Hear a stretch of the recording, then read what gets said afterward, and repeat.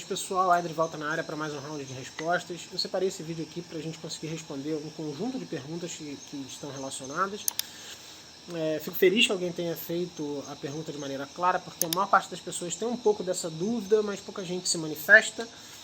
É muito difícil responder o que eu vou responder sem entrar em questões políticas, e eu não vou entrar, porque eu acho que o meu trabalho aqui ele vai ser mais completo, vai alcançar mais pessoas. Eu vou conseguir fazer divulgação científica de uma maneira muito mais eficaz, muito mais eficiente se eu não entrar em questões políticas. E a pergunta é a seguinte: será que não existe a possibilidade de uma empresa farmacêutica, de uma indústria, de áreas do governo, de um governo, de diversos governos, deliberadamente produzirem, inventarem uma vacina, um medicamento, mas nesse caso o foco é a vacina, para prejudicar, para matar uma parte da população? E a resposta direta é não. É virtualmente impossível pensar nessa possibilidade. Por quê? Porque é caro. É muito caro. É muito mais caro do que outras medidas que são implementadas o tempo inteiro e que a gente vê à nossa volta acontecendo o tempo inteiro, não só no Brasil, mas no mundo. Uma maneira muito fácil, muito direta e muito barata de você acabar com uma população inteira, com uma parte importante da sociedade, com uma cultura, com grupos de uma cultura, é você simplesmente tornar esse grupo invisível.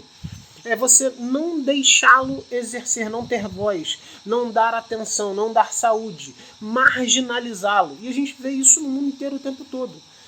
É muito mais fácil fazer isso, e a gente tem, portanto, diversos exemplos em diversos países, em diversos continentes, do que você gastar dinheiro para conseguir inventar uma droga, para conseguir injetar nas pessoas para que elas eventualmente passem mal, a chance disso eventualmente ser descoberto.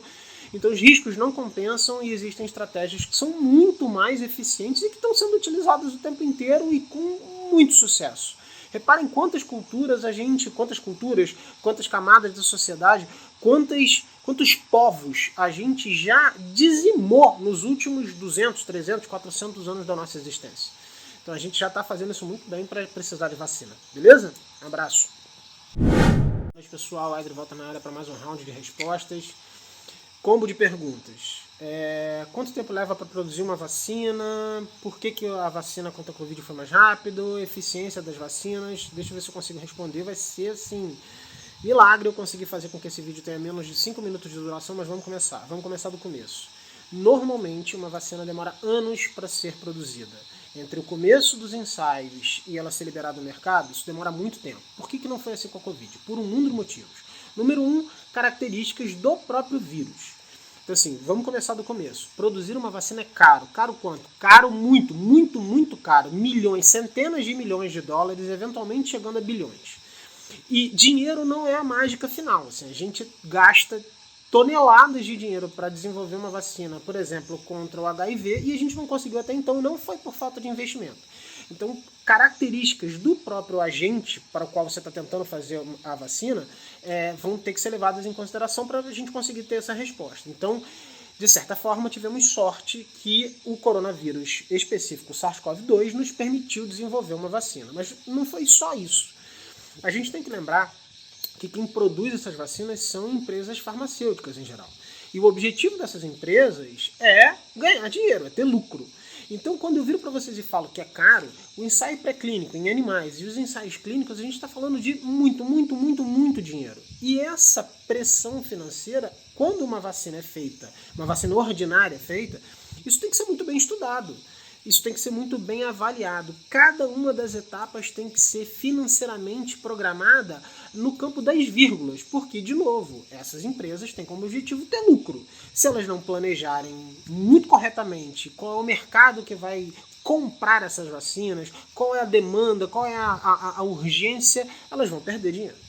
Por que isso mudou em relação ao Covid? Porque parte das pressões financeiras foram retiradas das indústrias farmacêuticas e foram pagas por governos, por consórcios, por um mundo de motivos. Mais do que isso, o mercado que a gente tem agora é simplesmente o mundo inteiro. A gente está falando de mais de 7 bilhões de pessoas que eventualmente vão se vacinar. Então, quando você associa as pressões, quando você diminui as pressões financeiras, quando você tem um organismo, um agente biológico que te permite o desenvolvimento das vacinas, e você coloca tudo isso junto com um potencial público de bilhões de pessoas, você tem como acelerar bastante essa produção. Mas tem um detalhe que é muito importante, porque muito tem se falado sobre a vacina de RNA, sobre o quanto ela é nova. A gente tem que fazer uma diferença e fundamental, e essa diferença ela diz respeito à ciência, por isso que eu quero deixá-la muito marcada aqui. A tecnologia de produção de vacinas de RNA ela é estudada desde a década de 90, talvez até antes disso, mas com esse nome, mais ou menos com essa roupagem, tanto de DNA, vacina de DNA quanto de RNA, e aí tem uma questão um pouco mais complexa que não dá para entrar no detalhe agora, mas essas vacinas que a gente está começando a tê-las agora contra a Covid, elas são novas sob o ponto de vista da comercialização para humanos. Mas a ciência básica por trás dela tem décadas, algumas. Coisas que levaram até a tecnologia que a gente hoje consegue fazer essas vacinas, mas mesmo iniciativas de vacinas contra outras patologias, malária, doença de Chagas, esquistossomose e para mais um monte. Por que eu estou pontuando isso agora? Porque uma coisa é você ter uma novidade tecnológica, do ponto de vista absoluto, a gente nunca viu isso e resolveu inventar agora, que não é o caso. Então essas vacinas já vêm sendo estudadas há muito tempo. A tecnologia que permite a produção dessas vacinas já é conhecida de diversos vacinologistas e diversos estudos extremamente complexos há muitos anos. E foi graças a essas vacinas, e aí alguns de vocês já viram uma referência um pouco mais recente, a gente tentou fazer isso, a gente que eu digo, a comunidade científica tentou fazer esse desenvolvimento dessa vacina para o SARS. A gente está falando de 10 anos atrás aproximadamente, para o MERS, um pouquinho menos do que isso.